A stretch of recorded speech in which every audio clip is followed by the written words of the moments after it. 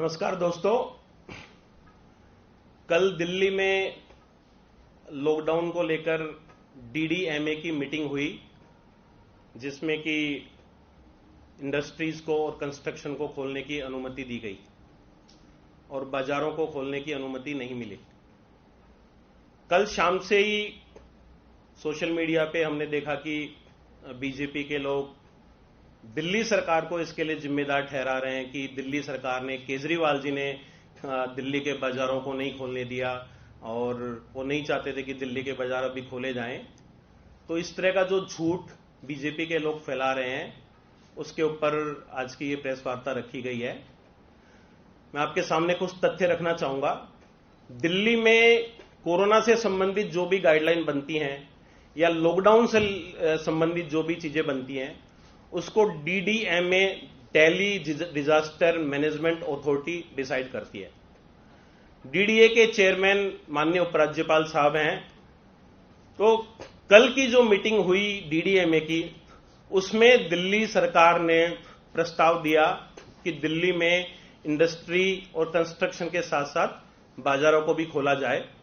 लेकिन दिल्ली के उपराज्यपाल एलजी साहब इसके लिए तैयार नहीं थे और उन्होंने दिल्ली के बाजारों को 1 जून से खोलने की अनुमति प्रदान नहीं की। आज तमाम अखबारों में खबर भी छपी है, आज बहुत बड़े हिंदी के अखबार में भी ये खबर छपी है कि कल की मीटिंग के बारे में कि किस तरह से दिल्ली सरकार ने प्रस्ताव दिया कि बाजारों को हफ्ते में चाहे 3 दिन खोलो और तमाम गतिविधियों को थोड़ा थोड़ा खोलो, लेकिन उसके लिए एलजी साहब तैयार नहीं हुए और एलजी साहब ने बाजारों को खोलने की अनुमति नहीं प्रदान की। तो मैं बीजेपी के नेताओं से हाथ जोड़ के प्रार्थना करना चाहूंगा कि इस तरह की घटिया राजनीति कोरोना जैसे गंभीर मुद्दे पे ना की जाए। इस समय सभी पार्टियों को एक साथ मिलकर एकजुट होकर लड़ने की जरूरत है, तभी हम कोरोना जैसी गंभीर महामारी से लड़ पाएंगे, विजय प्राप्त कर पाएंगे। तो मैं अनुरोध करूंगा बीजेपी के नेताओं से कि चूंकि एलजी साहब बीजेपी की केंद्र सरकार के अधीन आते हैं, तो बीजेपी के नेता अगर वाकई में उनको दिल्ली के व्यापारियों की चिंता है, अगर वो चाहते हैं कि 1 जून से दिल्ली में बाजारों को खोला जाए, तो बीजेपी के नेता एलजी साहब को निर्देश दें कि एलजी साहब तुरंत एक डीडीएमए की मीटिंग बुलाएं और डीडीएमए के चेयरमैन होने के नाते एलजी साहब प्रस्ताव पारित करें कि 1 जून से दिल्ली में बाजारों को खोला जाए। और साथ ही कल जो कंस्ट्रक्शन की अनुमति तो दी गई, लेकिन उसके साथ में लोहा, गाटर, सरिया, हार्डवेयर, सीमेंट, तमाम तरह की दुकानों को खोलने की अनुमति नहीं मिली है। तो उसके कारण तमाम व्यापारी चिंतित हैं कि कंस्ट्रक्शन कैसे होगा।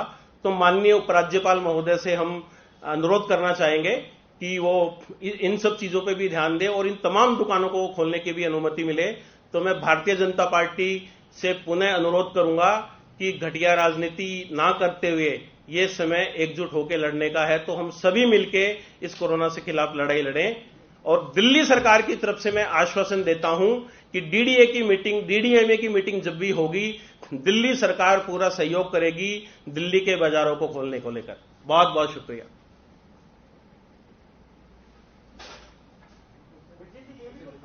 कब तक बाजार खुलने की संभावना है, कब तक खुल पाएंगे? अनलॉक की तरफ दिल्ली बढ़ रही है, तो क्या क्या चीजें खुलेंगी, तो बाजार कब तक आएंगे? देखिए, बाजार तो खुलने की जहां तक है, अभी हमने सर्वे भी कराया था अभी 4 दिन पहले, तो दिल्ली के 560 बड़े बड़े संगठनों ने हिस्सा लिया। 450 का कहना था कि दिल्ली में बाजारों को तुरंत खोला जाए। वो सर्वे रिपोर्ट भी हमने भेजी थी। तो हम तो चाहते थे, दिल्ली के तमाम व्यापारी चाहते हैं कि 1 जून से बाजारों को खोला जाए और दिल्ली सरकार भी सहमत थी इसके ऊपर। लेकिन जिस तरह मैंने कहा कि एलजी साहब इसके लिए तैयार नहीं हुए, तो अब एलजी साहब पे निर्भर करता है। हम अनुरोध करते हैं कि एलजी साहब तुरंत मीटिंग बुला के जल्द से जल्द बाजारों को खोलें। ये भी कहा जा रहा था कि पिछले बार जब बंद हुआ था मंडे को, जिस मंडे से ट्यूसडे से जब बंद हुआ था, तो उस दिन लिकर शॉप पे बहुत ज्यादा एकाएक भीड़ बढ़ पड़ी। यदि दुकानें खोली जाएंगी तो क्या उसका आश्वासन दिल्ली सरकार दे सकती है कि ऐसा नहीं होगा, या उसपे कुछ लिमिटेड दुकानें खोले, वाइन शॉप, या उसको व्यवस्थित किया जाए? देखिए, जैसा मैंने कहा कि अब दिल्ली में चूंकि संक्रमण दर 1.5% के लगभग आ गई है, और अगर आप WHO को भी देखें, WHO ने कहा हुआ है कि 5% से नीचे अगर संक्रमण दर है तो वो कुछ हद तक सुरक्षित माना जाता है। तो दिल्ली में तो उसका तीसरा हिस्सा, लगभग तीसरा हिस्सा भी नहीं है। तो इस हिसाब से अब समय आ गया है, कब तक आप आर्थिक गतिविधियों को बंद कर सकते हैं? आपको लाखों छोटे छोटे व्यापारियों को भी देखना है, दाढ़ी मजदूरों को भी देखना है, तमाम कर्मचारियों को भी देखना है, तो तमाम तरह की चीजों को भी देखना पड़ेगा। तो इसीलिए सरकार जो भी दिशा निर्देश दे, तमाम व्यापारी संगठनों का कहना था, तमाम एसोसिएशनों ने कहा कि हम जो भी दिशा निर्देश होगा, हम एसोसिएशन लेवल पे भी हम अपने अपने मार्केट में सुनिश्चित करेंगे कि किसी तरह का भी गाइडलाइन का उल्लंघन ना हो। और सरकार चाहे हफ्ते में 3 दिन अनुमति दे, OD1 के आधार पर अनुमति दे या रोजाना 5 घंटे अनुमति दे, जैसे भी अनुमति देगी, लेकिन थोड़ा थोड़ा करके बाजारों को खोला जाना बहुत जरूरी है। मेरा वाइन शॉप के स्पेसिफिक सवाल था कि जो वाइन शॉप जिस दिन बंद हुआ था, उससे पिछले दिन जब मंडे था, जब वाइन शॉप में एकाएक बहुत भीड़ हो गई, क्या यदि दिल्ली सरकार इसकी गारंटी करेगी कि यदि दुकानें खोलती हैं, यदि एलजी के एक्सेप्टेंस हो जाती है और वाइन शॉप खुलती है, तो वाइन शॉप में व्यवस्थित हो या फिर वहां भीड़ नहीं होगी? देखिए, व्यवस्थित तो करना ही पड़ेगा। और मैं चाहता हूं कि सरकार और डीडीए में जो भी प्रस्ताव बनाए, कड़े प्रस्ताव बनाए, कोई मतलब किसी तरह का लिबरल होने की जरूरत नहीं है। और मास्क पहनने को लेकर के भी 2000 रुपए, कम से कम 2000 रुपए की पेनल्टी मास्क को लेके होनी चाहिए। जब तक लोगों में डर नहीं होगा, तब तक लोग नियमों का पालन नहीं करेंगे। तो हम चाहते हैं कि सरकार कड़ी से कड़ी शर्तें लगाए, लेकिन आर्थिक गतिविधियों को खोलने की अब जरूरत है। सर, ये तो आप मास्क की बात कर रहे हैं, 8.5 लाख दिल्ली पुलिस ने दिल्ली में मास्क के वायलेशन में लोगों को पेनल्टी किया है, लेकिन फिर भी आप देख रहे थे किस तरीके से नंबर बढ़े। तो मास्क का 2000 रुपये वो तो सक्सेसफुल नहीं रहा। नहीं, ऐसा नहीं है भाई साहब। देखो, 2000 के बाद में जब 500 रुपए किया था, उसके बाद जरूर लोगों ने लापरवाही बरती।